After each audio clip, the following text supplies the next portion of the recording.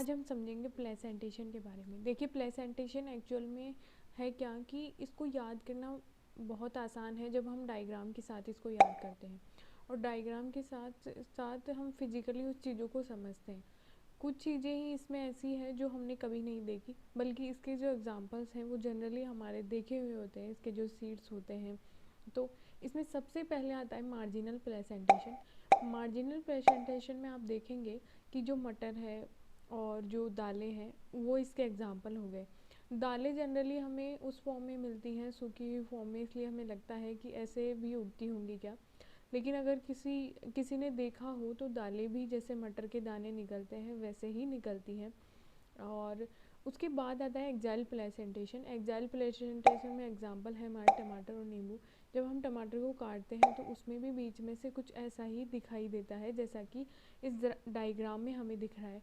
और जो नींबू है उसको भी हम कई बार काटते हैं तो वो भी वैसा ही दिखता है कटने के बाद। अब नेक्स्ट जो प्लेसेंटेशन है वो है पैराइटल प्लेसेंटेशन। देखिए पैराइट की जिसमें जो आउटर पार्ट है वहाँ पर बीजांड होता है और वहाँ पर ही उसका पोषण अवेलेबल है। तो इसमें जो एग्जाम्पल आता है वो हमारा सरसों और आर्जीमोन आता है। उसके बाद आता है फ्री सेंट्रल प्रेजेंटेशन।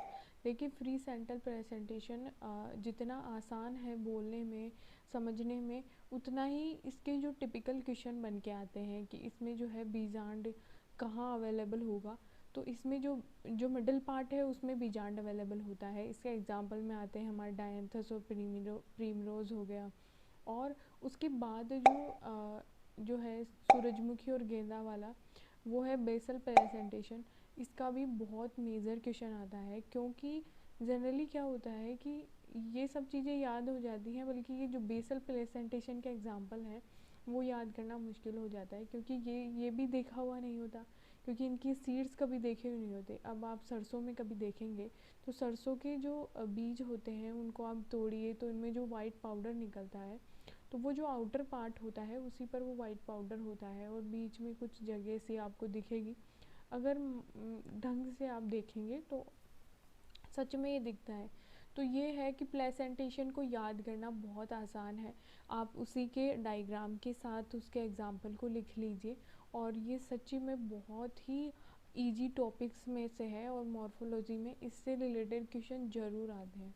तो थैंक यू सो मच, और चैनल को सब्सक्राइब कीजिए, वीडियो को लाइक कीजिए, और अगर आपकी कोई राय है तो कमेंट सेक्शन में डालिए। Thank you so much.